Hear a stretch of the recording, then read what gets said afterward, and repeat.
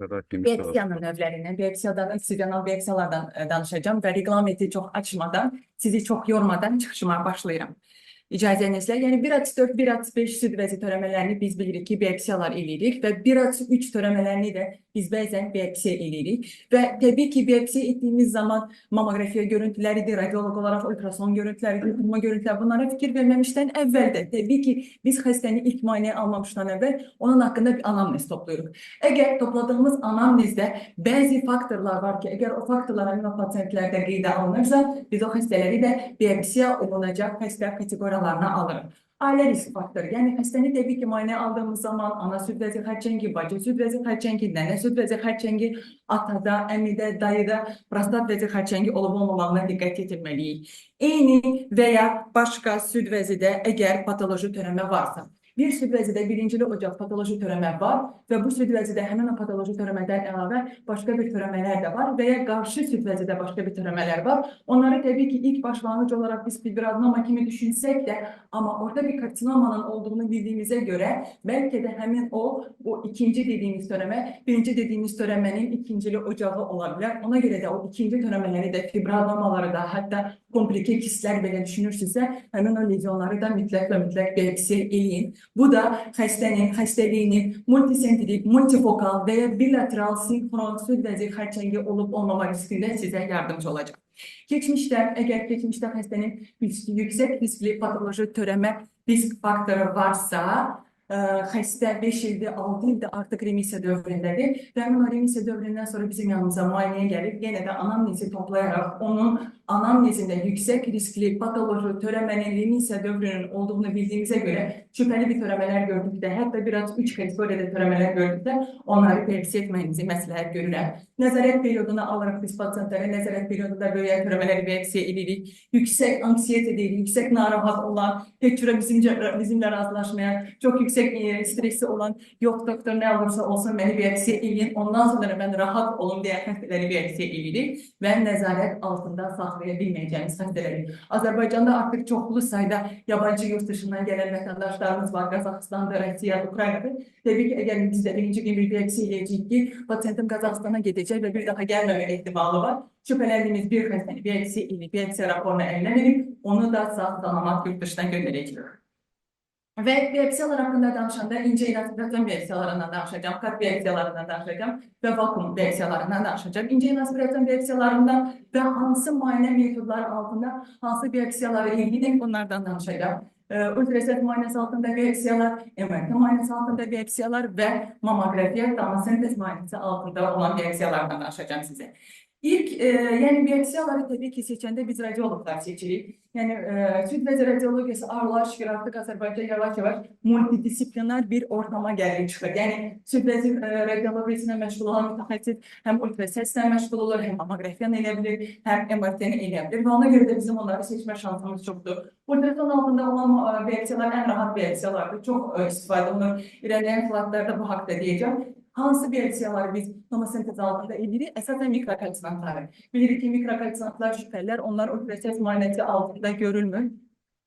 Невозможно mikrofonda. Aralıq, tamam.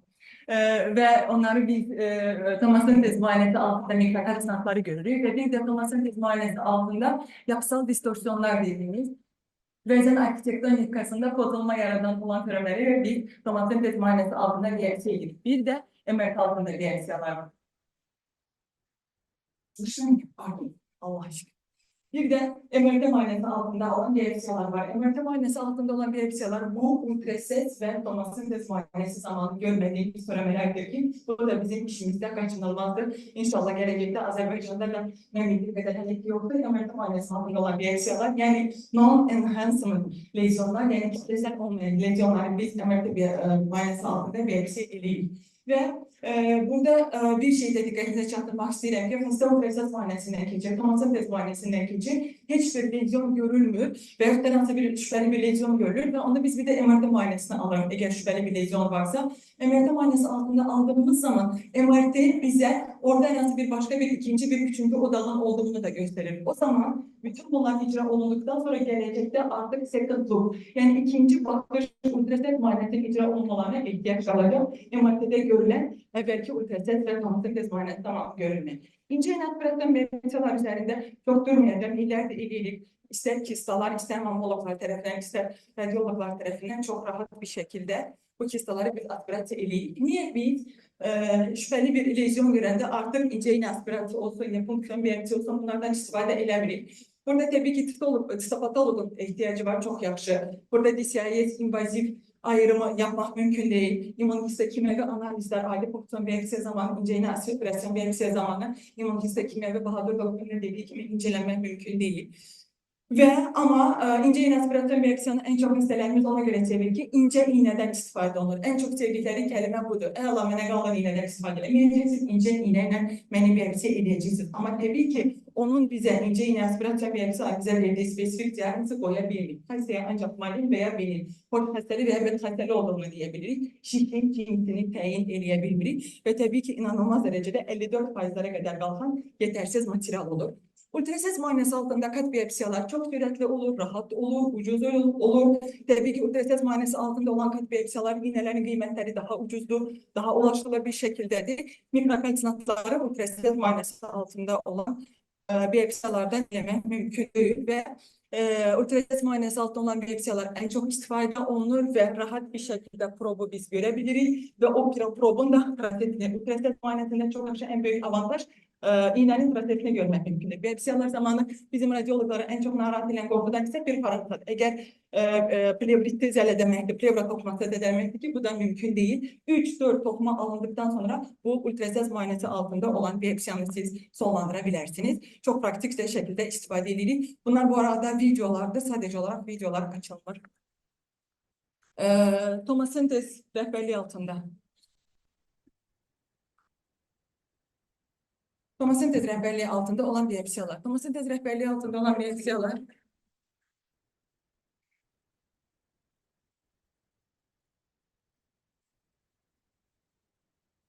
Tomosintez rehberliği altında olan vakum biopsiyalar, tomosintez rehberliği altında olan vakum biopsiyalar esasen mikrokalsinatlardır. 1-4 kategoride değerlendirilen ve herhangi bir proyektada, ister kraniokaudal veya da esasen kraniokaudal biopsiyada görülen hemen şualı konturlu yapısal distorsiyon dediğimiz sahelerdir ki bu saheleri 1-4 A, B, C kategoride değerlendirerek biz vakum biopsiyalarını alırız tomosintez rehberliğinde.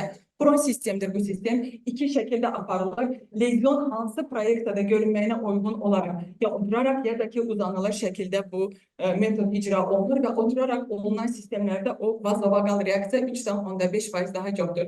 Pro sistemde olan görüntülerdir. Lateral görüntülemedir. Yani lezyonun hansı kvadratta yerleşmesine uygun olarak hansı kvadratta biz lezyona daha rahat bir şekilde ulaşabileceğimiz bir şekilde olan pozisyalardan istifade edirik. Bunlar da uzanır ve oturur şeklinde olan add-on sistemlerde olan tomosintez biopsiyalardır. Vakum biopsiyaların kıymetleri daha pahalı olur ama inşallah gelecekte daha bize ulaşılır şekilde olacak. Biopsiya necə aparılır? Burada vakum tokmanı iğnenin içine doğru çekip vakumun çekme bir mekanizması var. İğne fırlanır. Fırlandıkça orada tokmadan bir neçə hissə parça alınır ve bir girişle de biz bu proseduru yerine getirebiliriz. Çok bile bir delik açmaya ihtiyaç yoktur. Bir delik açsanız ve fırlatarak tokmanı vakum şeklinde içeri çekerek alsanız kifayettir. Biopsiya, vakum biopsiyasında ne bir avantaj var? Eğer lezyon şüpheli bir lezyonsa biz vakum biopsiyasından sonra ona rahat bir şekilde klips koyabiliriz. Marker yerleştirebilirsiniz. Büyük çok dokuma alabiliriz. Patologlara bizim hürmetli çok sayıda materyal gönderebiliriz. O da onları bayağı memnun ediyor. Mikrokalsinatları gönderebiliriz. Ve esasen mesela papiler töremeleri biz çok vakum biopsiyasından hatta onu bir cerrahi ameliyata göndermeden artık vakum biopsiyası nezareti altında papiler töremeleri biz vakum vasıtasıyla artık hariç etmiş olacak gelecekte. Ve tenaffüs klinikasında olan yapısal distorsiyonları da hariç elemek kabiliyetinde olacak ve bazı hoş hastaları töremeleri de artık cerrahi ameliyata göndermeden, cerrahi ameliyata ihtiyaç kalmadan vakum biopsiyası hesabına eksize etmiş olacak. Vakum biopsiyasını süt bezi muayenesi altında olan biopsiyalarla mukayeseli bir çalışma koydum. Yani tabii ki burada vakum biopsiyasında 14 Turqay biopsiyası ilə olan tez müayinəsi altında olan müqayisədə yalançı negativlik 8-dən 0.6-lara düşdü. Yetərsiz nəticələr 14-dən 1-lərə düşdü və təbii ki, cərrahi müdaxilənin qarşısını alma ehtimalı 38%-dən 77%-lərə qədər qalxdı. Bir də MRT rəhbərliyi altında vakuum biopsiyalar var. Təbii ki, bu xüsusi bir texnikadır, xüsusi bir cihazdır, xüsusi bir məmə koyularıdır, işarələnmiş məmə koyularıdır ki, bu da məşəqqətli bir işdir, əziyyətli bir işdir. Həm yapan üçün, həm də yaptıran üçün, həm edən üçün, həm də etdirən üçün çətin bir prosesdir, amma o qaçınılmaz değil, mümkün olmayan değil. İnşallah bizdə də olacaq gələcəkdə.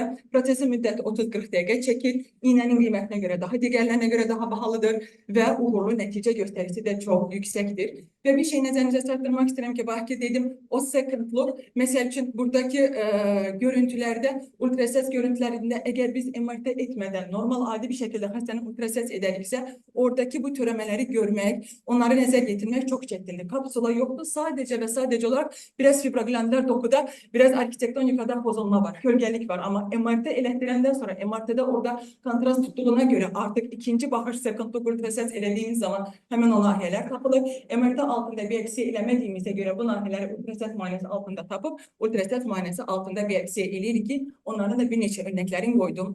Bu da həmin o slaytlardandır. Biopsiyadan sonraki nəzarət. Demək, iş biopsiya ilə bitmir. Biopsiyalar olundu, cavablar alındı, cərraha göndərilən, cərrahlara göndərildi.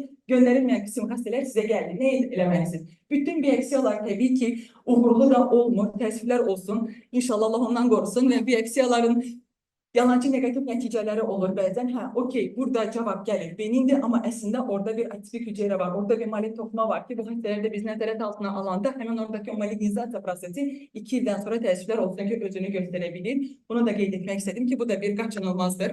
Yaxın və düzənli şəkildə nəzarətə almağa başlayırıq biraz bu regionları 6 ay, 12 ay, 24 aylıq nəzarətlərdə. Son söz. Əsas odur ki, biz radioloqların üzərinə düşən əsas məsuliyyət nədir? Hədəfi doğru seçmək. Hədəf dediyim zaman ultrases mi altında eləyək, tomoma altında eləyək, MR mı altında eləyək, hədəfi doğru seçirik. Kifayət qədər çoxlu sayda parça almalıyıq. Təcrübəli bir patoloqla işləməliyik. Radioloji patoloji korrelyasiya vacibdir. Məsəl üçün, hər olunan biopsiyanın cavabı gəlməmişdən əvvəl mütləq mən görüntüləri geridən qayıdıb, həmin o patoloji nəticənin cavabı ilə mənim radioloji nəticəmin cavablarının uyğun olmadığını mütləq mən onları nəzər yetirdirəm ki, bir cavab almışıq. Bahadır doktorun ona danışdı. Orada artıq korrelyasiya pozulub. Mən 1/4, 1/5 düşünürəm.